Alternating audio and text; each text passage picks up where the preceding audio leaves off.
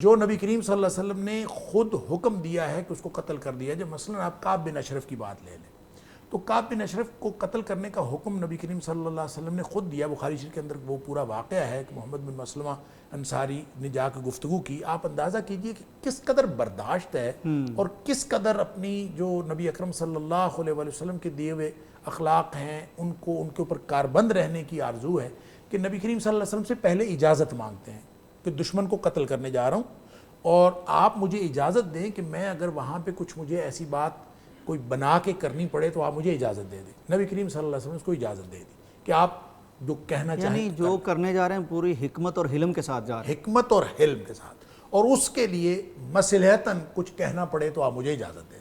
اب انہوں نے جا کے ایک کہانی بنائی, نبی کریم صلی اللہ علیہ وسلم بھی اجازت لے لی تھی. اب دیکھیں یہ نہیں ہے کہ جاتے ہی آپ مار دیں, کیوں؟ اس سے معاشرے میں انارکی پھیلنے کا خطرہ تھا. وہ آگے سے اسلحہ لے کے کھڑا ہو جاتا, وہ آگے سے کوئی اپنے اس کے بھی گارڈز ہوں گے, اس کے بھی یعنی کوئی نہ کوئی تو جتھا ہوگا. تو ظاہر ہے کعب بن اشرف سردار تھا تو اس کو قتل کرنے کے لیے پوری پلاننگ کی ہے اور حکم بھی نبی کریم صلی اللہ علیہ وسلم کا تھا. اور اس پلاننگ میں جا کے اس کے ساتھ جب گفتگو ہوئی تو گفتگو میں یہ کہہ رہے ہیں کہ ہمیں ادھار چاہیے اور ہم اپنا اسلحہ آپ کو, میرے ساتھ اور بھی گروپ کے لوگ ہیں, ہم اسلحہ آپ کو دے دیں گے. اب وہ آگے سے کیونکہ پلاننگ یہ تھی کہ ہم اسلحہ لے کے آئیں گے, اس کو دینے کی لیے ظاہر کریں گے کہ دینے کے لیے لا رہے ہیں اور وہاں آ کے اس کو قتل کر دیں گے. اگر ہم یہ نہ کہیں تو پھر اسلحہ لے کے آ نہیں سکتے. اسلحہ کیا تھا؟ تلواریں تھیں. تو تلواریں لے کے کیوں آنا تھا کہ جی ہم تمہیں دینا چاہتے ہیں, تلواریں ہماری رکھ لو اور ہمیں کچھ غلہ دے دو, ادھار دے دو. اب اس نے جب اس نے آگے سے کہتا ہے کہ آپ ایسے کریں کہ اپنی بیویاں مجھے دے دیں. اب وہ کیا تحمل تھا اور کیا برداشت تھی. ہمارے جیسا ہوتا تو وہ یعنی وہ نعوذ باللہ اہانت رسول کی بجائے اپنی اہانت ہو رہی ہے, اپنی اہانت ہو رہی ہے. اور انہوں نے کہا کہ تم اپنی بیویاں مجھے دے دو اور ہتھیاروں کی بجائے تم اپنی بیویاں میرے پاس رکھ دو. تو ان آگے سے کہتے ہیں, اب بخاری شریف کے الفاظ ہیں, اللہ اکبر, حکمت اور مصلحت کی بات دیکھیں. آگے سے کہتے ہیں کہ تو عرب کا خوبصورت ترین آدمی ہے اور ہماری بیویاں اگر ہم آپ کے پاس رکھتے ہیں تو وہ دوبارہ ہمارے پاس آئیں گی نہیں, اس لیے ہم نہیں رکھ سکتے. تو ان کے اپنے بیٹے رکھ دلیل کے ساتھ بات کر رہے ہیں, دلیل کے ساتھ بات, ان کے اپنے بیٹے رکھ دیں. اب دیکھیں وہ نبی کریم صلی اللہ علیہ وسلم کی محبت سے سرشار تھے اور نبی کریم صلی اللہ علیہ وسلم کی ناموس کا تحفظ کرنے کے لیے نکلے تھے, لیکن بات کس طرح سے بے کر رہے قابو ہیں, نہیں پلاننگ ہوئے, آپے سے باہر نہیں ہوئے, جذبات میں نہیں آئے, کچھ نہیں, پورے تحمل کے ساتھ. پھر جب اس سے کہا کہ اس نے کہا بیٹے دے دیں, ان کے بیٹے اگر آپ کو دے دیں گے تو آپ کو پتہ ہے کہ عرب میں آر بن جائے گی, آر بن جائے گی اور نسلوں تک جو ہے وہ یہ بات چلے گی ہماری نسلوں تک کہ انہوں نے بیٹے گروی رکھے تھے, بیٹے گروی رکھے تھے, لہٰذا یہ نہیں ہو سکتا. تو پھر اس کو قائل کیا اس بات پہ کہ ہم اپنی اپنی تلواریں رکھیں گے, اور پھر اگلے دن تلواریں لے کے گئے اور پھر انہوں نے اس کا کام تمام کر دیا. تو کہنے کی بات یہ ہے کہ یہ جو پلاننگ, یہ جو حکمت عملی ہے خود اسٹیٹ کروا رہی ہے, خود نبی اکرم صلی اللہ علیہ وسلم کروا رہے ہیں. تو اتنے پہلو ملحوظ رکھے گئے اور یہ کام کیا. پھر خاص طور پہ وہ لوگ, یہ تو بات تھی کافر کی, وہ لوگ جو مسلمان ہونے کا دعویٰ کرتے ہیں, اندر سے جتنے مرضی وہ عقیدے کے اعتبار سے برے ہوں, غلط ہوں, خراب ہوں, ان کو مارنے کا تو ہمیں حق ہی کوئی نہیں. یعنی اگر کوئی شخص گستاخی کا مرتکب ہوا بھی ہے اور اپنے آپ کو مسلمان کہتا ہے, ویسے تو کوئی مسلمان کبھی اس طرح کا ارتکاب کرنا ممکن ہی نہیں ہے, لیکن اگر وہ مسلمان کہتا ہے تو وہ گستاخی کا مرتکب ہوا ہے, تو پھر بھی ہمیں نبی اکرم صلی اللہ علیہ وسلم کے اس بات کی طرف ہی دیکھنا پڑے گا.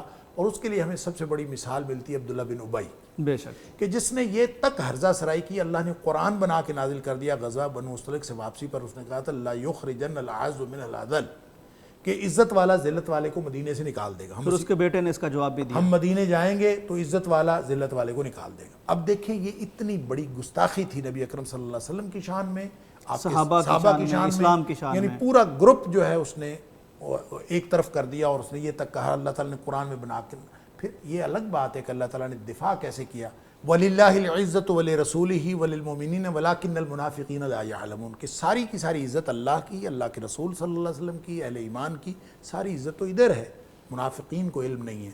لیکن نبی اکرم صلی اللہ علیہ وسلم نے اس کو قتل نہیں کروایا. اب یہ دیکھیں, یہ ہے اصل میں جو دیکھنے کی بات ہے کہ نبی کریم صلی اللہ علیہ وسلم کو جب عمر فاروق رضی اللہ عنہ نے کہا, یہ الگ بات ہے کہ اس کی اس کے سامنے اس کو تو مدینے میں داخلے کی ہی اجازت نہیں مل رہی تھی، خود جو کہہ رہا تھا کہ ہم نکال دیں گے، تو اس کے اپنے بیٹے حضرت عبداللہ بن عبداللہ جو مخلص مسلمان تھے وہ رضی اللہ تعالیٰ عنہ، وہ کھڑے ہو گئے مدینے کے داخلی دروازے پر، ان کا کہ جب تک نبی کریم صلی اللہ علیہ وسلم اجازت نہیں دیں گے تمہیں داخل نہیں ہونے دینا۔ خیر داخل ہوا، عمر فاروق رضی اللہ عنہ نے اجازت مانگی، اضرب عنق ھذا الخبیث، اضرب عنق ھذا المنافق، اللہ کے رسول صلی اللہ علیہ وسلم مجھے آپ اجازت دیجئے کہ میں اس منافق کی گردن مار دوں۔ اچھا اجازت بھی مانگ رہے ہیں، اجازت مانگ رہے ہیں۔